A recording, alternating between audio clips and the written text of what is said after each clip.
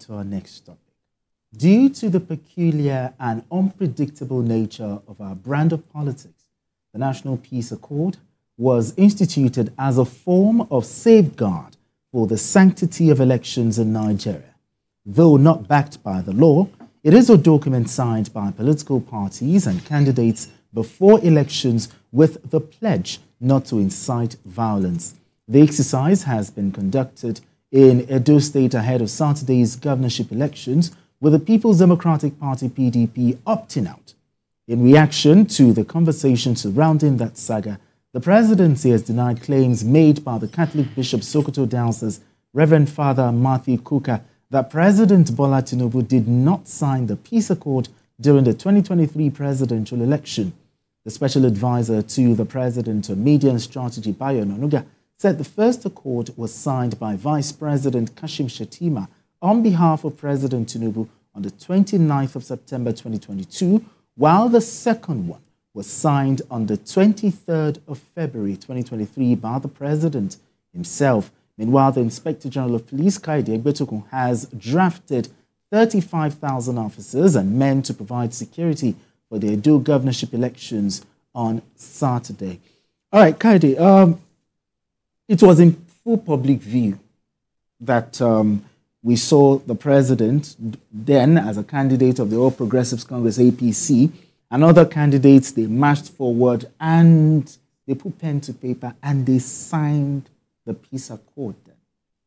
But why would Bishop Matthew Kuka allege that the president did not sign it? I think the discrepancy is in the context. You know, two things that I feel were the issues here is the fact that the context in which he said it needed to be clearer than the way he put it. Okay. If you say he did not sign, are you insinuating that the vice presidential candidate couldn't have, represented the president? Because I feel that if they want to vote out, they would definitely not send his running mate to go and sign on his behalf. True. But for the fact that the idea behind that statement, and I think that's why the presidency is reacting, is because he's painting the picture that after all, if the man in power did not do it. So why are we picking up on the PDP candidate? So I think that's the reason why the presidency is reacting, which is important to always put the record straight. But I think what is important is the fact that we should honor that idea as much as it's not in the law, as much as we have not even seen the effect of this signing, because violence has not abated. We have not seen people being put behind bars. The people we see being arrested are usually the field boys. The candidate who signed this peace accord, what do we do to them? Do you understand? So have we seen them being picked? Maybe one or two cases where we had I think in Kanu or something, where someone was, a candidate was arrested for holding gun or something like that. So it's just to put it within context that let's not debate over whether the president signed or he didn't sign. The fact is on record that he signed. And he has even given it enough, dates to prove that he signed. But I think the Reverend should be doing is put it within context. Explain what your statement is. Because whatever you say is taken as gospel. And therefore, you need to be very accurate in what you churn out. All right. Today, let's talk about the peace accord. The PDP in Edo State, they've opted out. They said they're not signing. But I am wondering, how important is the peace accord in maintaining law and order during the election? Well, as much as you may say it is not statutory, but you and I know that in Nigeria, things should not be taken for granted. Elections are won before the election day. And because a lot of our politicians, they are impatient with democratic principles. If you lose during an election, you have a window to appeal that particular election. And I always believe that any candidate that is strong in any particular area, be the local government, as a councillor, as a member of House of Assembly, as a governor, governorship aspirant, you have no reason to rig any election. And you have no reason to be violent. And the moment, it's something that it's a mutual agreement, this peace accord, it's not statutory. It's mutual. And I think that we should respect that particular thing as mutual as it is. But when for a party to opt out, the party must have been convinced beyond reasonable doubt that the processes for the election are not done well, and that the processes for the election will not guarantee they are having a fair day. Okay. And then they opt out because I have no reason. In as much as I am yet to be convinced the reasons adduced by Referee Mada Tukuka to now raise that issue now. This is the election took place last year. What informed that thing now? Even mentioned that in 2019, Atiku did not sign. So he was actually throwing balls, throwing counters as an elder statesman, and that committee was formed with a view to developing and nurturing democracy. It shouldn't take us back. Because by issuing that statement, it's also telling those people who wanted to opt out now that it's no big deal. Then what is the essence of your committee, of your travel? Do you think it should be backed by law? I think it should be if organs of government, if everybody does his own part, well, there may not be need for it. But because we are in a habit of flouting the law of which we are part of, I think there are laws, there are excellent laws already in our constitution in the electoral act to deal with electoral because even after matters. Signing, we still see violence. So signing it in the real sense of the word does not necessarily convey approval or acceptance of defeat. But the only thing it can do is that it can give a semblance that you are going to abide by whatever comes out. And there's a window, like I said, there's also always a window to apply if the result of the election is not satisfactory to you. But when you opt out, it means you don't believe in the process. Yeah, because I was going to say that for me, I'm more of the opinion that let's establish the election offense tribunal. That is more. It's in the electoral act. Everything. You understand? So when we have that, we can quickly, even legislate to make sure that immediately someone is involved. We pick this person. We try this person because those existing law, like he mentioned, is a case of, okay, after all, there's no trace that this politician is behind these thugs, who are fomenting trouble everywhere.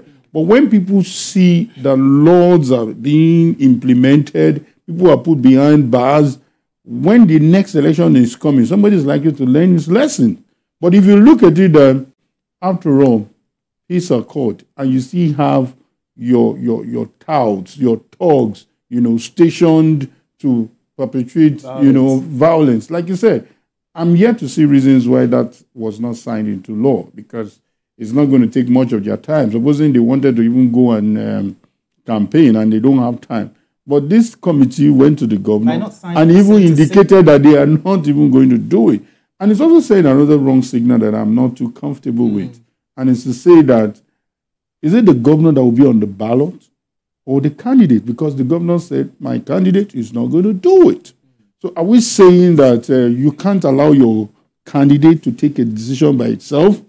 That's another signal. That's another signal. And the same thing with the other party, where we are seeing more of the former governor, who is the leader of the party, doing the talking and exchanging words, and the candidate seems to be quiet. Let us have the people that want to be the governor talk. Let them see them take decisions. Governing a state is a big deal. We are talking of subnationals. We are talking of people who are potential presidents. All right, Kayode, because of, let's talk a little about Edo State. 35,000 police officers have been deployed. As usual, some will say it's always 35,000. Another security agency is actually deployed, I think 8,000. How assuring is this that on Saturday the election will be well secured, the people of Edo will be well secured, and those that are scared to come out, they should be comfortable to come out and their lives and property. I actually see from this, these two angles. Number one, from experience covering, staggered elections, you're hardly likely to see a very peaceful conduct, because it's like the police force now are concentrating all whatever they have into a particular location, unlike the general election where they have to be distributed across the country. Definitely no state will have 35,000 mobilized officers. So you're likely to see that, because trust me, I am one of those people as a journalist who like to see security people every polling unit. I love to see them because we are easily attacked. We are easily, they mess us up most times. You just see somebody hitting your camera, throwing your camera for doing your job. In fact, sometimes I even pray that we should even have soldiers escorting. I am one of the advocates. Forget all these gists that they intimidate voters. Voters who are peaceful, voters who have no evil motive should not nurse any fear, exercising this process when you see uniformed men. But my worry is how sustainable this is. When we have general election, are we going to have this kind of issues all around? And it's also a signal to political gladiators, not necessarily voters, about their statements, their innuendos, the kind of comment, the rhetorics they use for election. They create this tempo. They create this tempo. What is I thought we are done with the word do or die affair. Yes, I thought we are done. It's not necessary. Trust me, it's not necessary. It is not a do or die thing.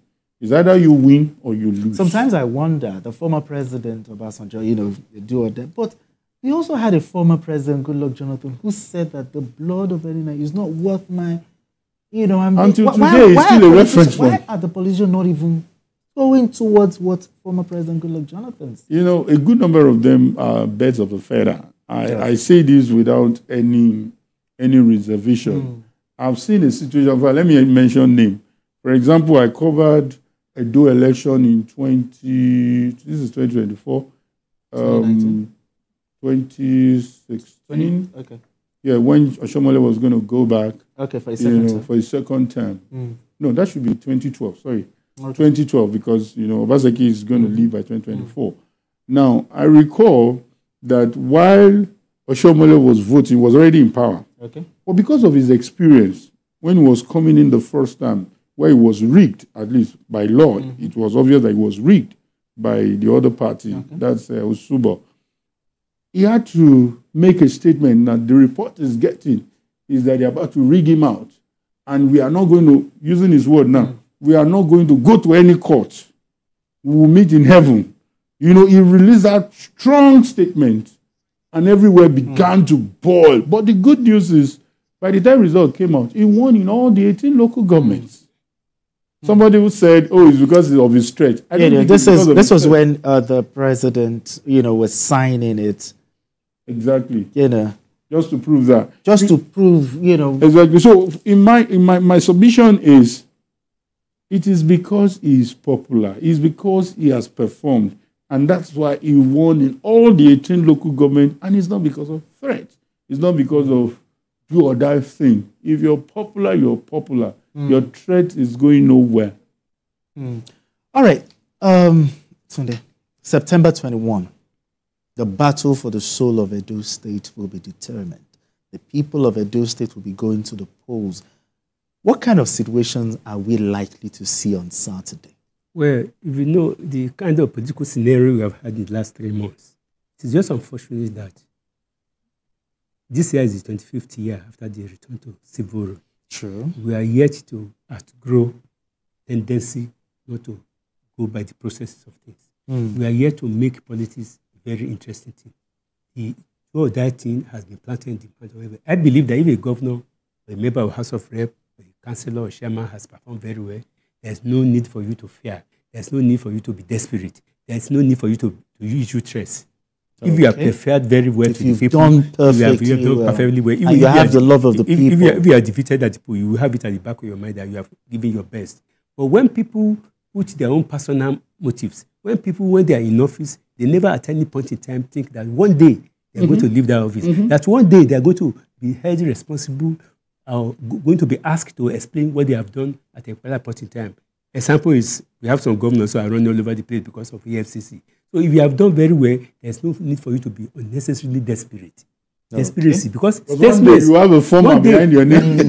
One day. So the scenario is that you can imagine a state, Edo State is just one state out of the 36 states in Nigeria. You mobilize 35,000 policemen, which means the security that is supposed to have taken care of some other locations, other areas of the country, going to shift it to just one state. Probably in some months later, Edo State will have their own election. So why are we not be able to outgrow this particular thing, it is because people don't do well. It is because political office holders, they don't look at the people as their constituency. It is because they don't perform well in office. It is because they have outgrown their bounds. It is because they made life so difficult. That is why they are. If you are defeated in an election, and so what? People have been defeated. Winston Churchill, during the First World War, he was defeated. He came back later, became deputy prime minister. Then you go home. So, but it is because governance is the easiest way to enrich people in Nigeria, in Africa, and that is why it is a do or die affair. Because if you are a successful man by all standards and you become a politician, there is no way for you to want to die in office to ensure that. Can imagine a governor saying that his candidate is he going to continue ruling after he has left office? It means that his interest, if the candidate failed to win the election, his interest has been seriously affected. Are his interests bigger than the interest of Edo State? That is the question. If it is Edo State, are the interests of the governor bigger than the interest of the people? And it is these people that are in office that are causing this problem by their statement, by their conduct in office. So if you are performing well in office, they are the ones that are hiding it, because at the end of the day, voters will come out, they will go home, battle will continue. Somebody will emerge as a governor, but the war has not been won. So I think the conduct of our office holders, they should remember that one day they will leave office. When you know that at the back of your mind, every single day you spend in office, when you behave well, you won't have to issue provocative statements. All right, Kayode, because of our time, what are we likely to see on this? Wow. This is not something we can rush, but I see a whole lot of factors playing up. I'm not Nostradamus who can predict who will win. BKO can do that. He's a veteran. But basically, I see a very steep contest. You know, I don't want to call it battle. You know, those words send wrong signals. But I see a steep contest between the two leading candidates. I see some factors that will play up.